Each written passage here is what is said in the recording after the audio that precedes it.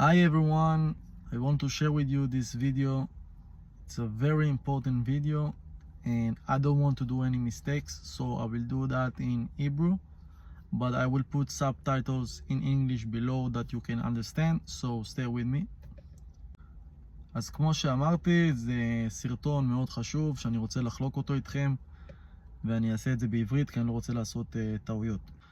נתחיל מהסוף. אני סבור, ועוד רבים אחרים, שהמוות הוא דבר רע, צריך להיפטר ממנו, זה לא בסדר, זה עצוב, ואנחנו מנסים להיפטר ממנו בכל דרך שאפשר. אנחנו בעד החיים, טוב הכלב החי מאשר אריה המת, אמרו חכמינו. אז ככה, לפני 3 שבועות השתתפתי בכנס מאוד מאוד חשוב של אלקור, שימור קריוני, בסקאטסדייל, אריזונה. הכשרה רפואית מאוד מאוד מאוד מעניינת, ויש לי כמה נקודות שאני אשמח לשתף איתכם. אז ככה, קודם כל נתחיל עם מה שחשוב, עם מה שאני מתעסק בו כבר הרבה שנים יחסית, בכל מה שקשור להגדרת המוות, בכל ההגדרה של חיים, מה זה חיים, מה זה מוות. היוצא מזה של כל אם אנחנו נכנסים להגדרות, היא למשל בהשתלת איברים. אם מצד אחד הבן אדם עדיין חי ואתה לוקח ממנו איבר, אז אתה רוצח. מצד שני, יש זמן מסוים שאתה יכול לקצור ממנו את האיבר, אחרת זה לא יהיה יעיל, ואז אתה לא תצליח להציל את הצד השני. אז אם הוא לא מת,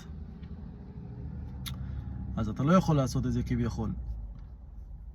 ובמהלך השנים, במהלך ההיסטוריה, הגדירו את המוות בצורה שונה, גם בהלכה הגדירו את המוות בצורה שונה, ונחלקו על זה גם כיום, האם זה מוות מוחי, האם זה מוות לבבי.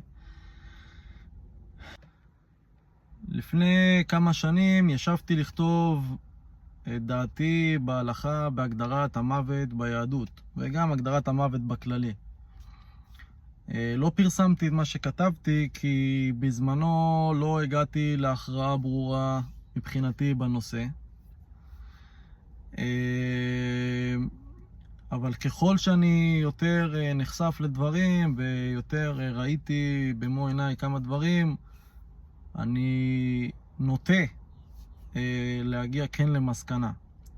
אז בקצרה, אנחנו מדברים על אם בעבר למשל, אם בן אדם היה מעולף ולא היה יוצא לו, לא היה נשימה, אז היו שמים לו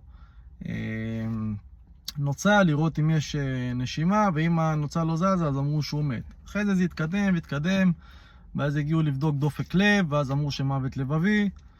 ועם השנים, בעשרות שנים האחרונות, האנושות הגיעה למסקנה שהגדרת המוות היא מוות מוחי. וגם שם אנחנו נכנסים להגדרות מהו בדיוק מוות מוחי, מה צריך לעשות בשביל להגדיר את זה כמוות, איפה בדיוק, איזה חלקים במוח מת וכו'. אז מי שיודע, בישראל באמת היה בזה נידונים, ואם אני לא טועה ב-2012 נחקק החוק של מוות מוחי, שזה הגדרת המוות. וגם מי שקורא את החוק, זה צריך להיות בהכרזת 2 רופאים ובבדיקות מאוד מסוימות שבאמת ידעו שהמוח מת. למרות שבפועל מה שקורה שפרמדיקים בשטח מכריזים מוות, וזה לא בסדר, וזה גם בניגוד לחוק. בכל מקרה, אני אקצר לכם את המחשבות שלי. אני סבור שסברתי את זה אז כשהתחלתי עם כל העניין של beat death ו-longevity ו-immortality, ואני היום סבור כך אפילו יותר. שההגדרת האנושות בין חיים למוות היא איננה נכונה. זאת אומרת, אם יש לנו רכב, שהוא רכב, ואני דוממתי אותו והוא כבר לא נוסע, ואיבדתי את המפתחות, או שאני לא יודע איך להתניע אותו, אז האם יצא ממנו שם של רכב? האם הוא כבר לא נחשב רכב? או שעצם זה שאני לא יודע איך להפעיל אותו, לא מונע או מוציא ממנו אותו כשם, מבטל ממנו את שם רכב. אותו דבר באדם, האם אדם מת? אם בעבר לא ידעו לאנשים, או לא ידעו להפעיל מכונות, להחיות בן אדם, אז פעם היו קובעים עליו מוות, אבל היום אנחנו לא קובעים עליו מוות, בגלל שיש דרך להציל אותו. אז האם בגלל שאנחנו לא יודעים, אין לנו את הדרך כביכול להפעיל את הגוף, אנחנו מכריזים מוות? בעיניי זה לא נכון. בעיניי בן אדם, גם כשהוא מת, נחשב שהוא מת, והוא נחשב בן אדם. ולכן, כל היוצא והמשתמע מכך. אז ההכשרה הייתה מאוד מאוד מעניינת, והיא נמשכה כמה ימים. אנשים טובים, היה נחמד, ממש אירחו אותנו יפה מאוד. ביום הראשון הייתה סקירה כללית על השינויים שהתרחשו. מי שזוכר, עשיתי שם באלקור ב-2021, נתנו לי private tour, ועכשיו אנחנו ב-2026. אז מה השתנה בחמש שנים האחרונות? על השיפורים שנעשו מהפעם שעברה שהייתי, מה התווסף, הצוות שהשתנה בחלקו. טוב, אז השינויים שנעשו בעצם מהפעם שעברה שהייתי ב-2021 לעכשיו, 2026. אז נכנס מנכ"ל חדש, ג'יימס ארווד, והוא בולדוזר, הוא לא נח, הבן אדם לא נח, הוא עושה הרבה מהלכים יפים. אחד מהמהלכים היה להכניס מעבדה לתוך אלקור, שישפרו את השימור, את תהליך הוויטריפיקציה. דבר שני שהוא עשה גם מבחינה הנדסית, להדפסות ולייצור מקומי קל באלקור, לדברים שנצרכים, קונטיינרים, כל מיני ציוד רפואי. והוא דוחף להרבה דברים, ובעצם להפוך את אלקור, לשמר אותה כעמותה ללא מטרת רווח. מצד שני, עמותה ללא מטרת רווח לא תחזיק מעמד לטווח הארוך, והוא דוגל בלשלב את זה בצורה מסוימת, עדיין לשמור על הרעיון המקורי, כי זה בסך הכל זה רעיון אידיאולוגי, שאסור שהוא יהיה בידיים של אנשים שכל מה שמעניין אותם זה כסף. אבל גם צריך להפוך את זה לאיכשהו למשהו עסקי ולקדם, וגם צריך לקדם את השימור. הרי בסך הכל אנחנו עדיין בהתחלה, אפשר לשפר את התהליך של הוויטריפיקציה, את התהליך החימום של ההחזרה של הוויטריפיקציה. הוא הכניס לשם מכונת CT למשל, של דגימות, שאנחנו יכולים לראות מה קורה למוח אחרי ההקפאה הקריונית, איך הוא נשמר. דברים מדהימים. באמת המוח כמעט נשמר באופן מוחלט, שמעלה את התהייה. באמת, אולי ביום מן הימים זה לא מדע בדיוני להחזיר את זה לתפעול, כמו שכבר עשו את זה בכליות של ארנבים, כן? וכמו שבעלי חיים עושים את זה בטבע, כמו צפרדע העץ שהיא נקפאת בחורף וחוזרת לחיים, וכמו הסנאי הארטקי או משהו כזה. זה היה ביום הראשון. ביום השני התמקדו בעיקר בהכשרה פרקטית לצוותים הרפואיים, לעיצוב הראשוני, כשבן אדם שקבוע עליו מוות, איך עושים את העיצוב הראשוני לפני השילוח לאחסון טווח ארוך בהקפאה במכון הקריוני. ביום השלישי קרה משהו עצוב, אבל באותו מידה גם מעניין. אחד מעמודי התווך של אלקור, דוקטור מייקל פרי, הוא חצה מעבר חצייה ורכב נכנס בו ופגע בו קשה.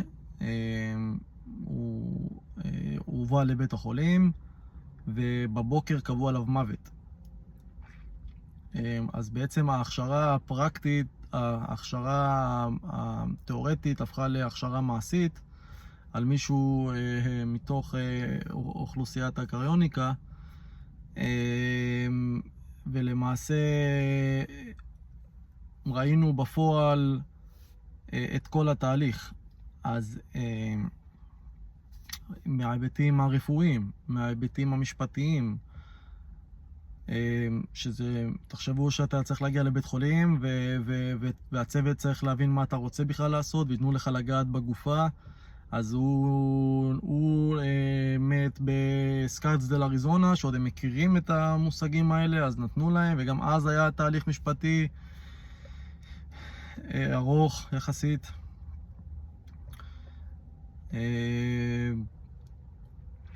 הצוות פעל בצורה נפלאה. תחשבו שמישהו מקבל התקף לב באמצע כנס של קרדיולוגים. אותו דבר פה, הוא מת ונכנס לשימור קריוני באמצע כנס של הכשרה רפואית של אנשי קריוניקה. אז באמת, אחרי שהוציאו אותו ועשו עשו לו את העיצוב הראשוני והתהליך המשפטי, כי כביכול בגלל שפגע בו רכב, אז היו צריכים כביכול לדלג על ניתוח הגופה. אז היה פה תהליך משפטי להוציא את הגופה, ואז הוא הגיע למכון הקריוני באלקור, ובעצם עשו לו שימור נריוני. אז חתכו לו את הראש ועשו תהליך ראשוני במכונה שעובדת אוטומטית לעיצוב, שזה גם פעם ראשונה שזה נעשה בעולם. והכניסו בעצם את המוח לשימור קריוני לטווח ארוך. מכאן אני רוצה להגיע בעצם למה הטעם בקריוניקה. אז הטעם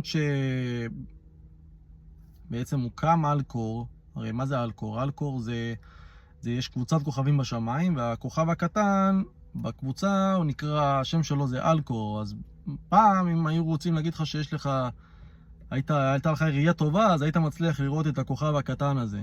המקימים של אלקור קראו למכון הקריוני אלקור, שאם אתה מצליח לראות את החזון של אלקור, אז יש לך ראייה טובה. אז כביכול הם אנשים שהאידיאולוגיה שלהם היא למעשה יום אחד בדברים שהמדע בימינו לא מצליח להבין, בעוד כמה שנים המדע כן יצליח להבין, ויוכל להחזיר אולי את המת לחיים. אז זה היה הרעיון המקורי. והרעיון המשני שהתווסף במהלך השנים האחרונות, ואני בתוכם, זה שהקבורה המקובלת בימינו, שטומנים את האדם בחול וזורקים לו חול על הפרצוף, וזורקים אותו לתוך האדמה להאכל על ידי עצמו ועל ידי התולעים. זה ביזיון גדול, זה לא מוסרי, זה מכווץ את הלב. השימור הקריוני הוא יכול להיחשב כקבורה הרבה יותר ראויה והרבה יותר הומנית. ולכן אנחנו דוחפים לזה ששימור קריוני ייחשב כגבורה. זה הדבר המשני. בכנס נפגשתי עם אחד מהמנהלים הגדולים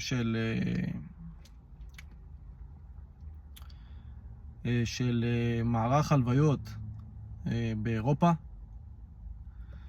אני לא אגיד איזה מדינה, שעוברים תחתיו מלא אנשים, עשרות אלפים, אם לא מאות אלפים אנשים, הלוויות. והוא אמר לי, הוא לא יהודי או משהו, הוא אמר לי, אני עושה קבורה באדמה, ואני עושה גם קרמישן, כאילו שריפת גופה. הוא אומר, אני עושה את זה כי זה שירות שאנחנו מציעים, אבל אני ממש לא אוהב את זה, ולכן אני הגעתי לפה כדי להכניס לשירותים שלנו גם את האופציה של לעשות שימור קריוני למת. אז זה דבר גדול. אז כן, אז זה לא משהו חדש. אלקור באמת רוצים להתרחב מארצות הברית, הם רוצים להתרחב גם לאירופה ולמזרח התיכון. אחת הבעיות המרכזיות שהמנכ"ל העלה זה שכביכול אנחנו רוצים שימור לטווח ארוך, אז אתה לא יכול למצוא מקום שהוא בעייתי מבחינה גיאופוליטית או מבחינת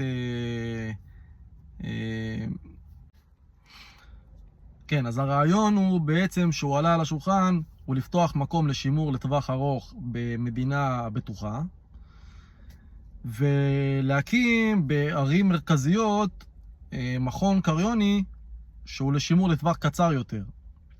ואז אנחנו כבר נכנסים לבעיה תחבורתית, לבעיות של שילוח, לוגיסטיות. אז להקים מכון כזה למעשה יעלה בערך $10 מיליון.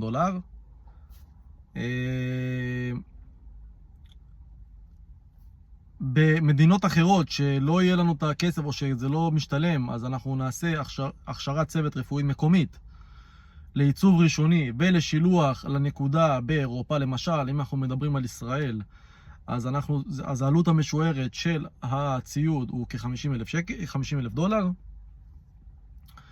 $50,000, וצוות רפואי שיורכב או ממתנדבים או מאנשים בזמינות, בתשלום. ואז יהיה את העיצוב הראשוני בישראל. אנחנו נצטרך קופן, ארון קבועה ממתכת שהוא מכיל את הקרח וזה שלא ינזל. לאלקור למשל יש שניים כאלה, אז גם את זה צריך להביא. אז זה הציוד שזה אלקור יכול לספק, והארון הזה שאפשר לקנות מספק מקומי או לייצר אותו בארץ, בישראל. ואז משם בעצם לשלח לנקודה באירופה לטווח שנה, שנתיים, 3, ואז כשיזדמן לשלוח אותו לנקודה הבטוחה לשימור לטווח הארוך. אני רוצה להודות לישי שמש ולכפיר לוי היקרים, שהם מייסדי עמותת עוף החול בישראל, לעידוד וקידום ויישום שימור קריוני בישראל, שנתנו לי את ההזדמנות לנסוע להכשרה הרפואית הזאת באריזונה.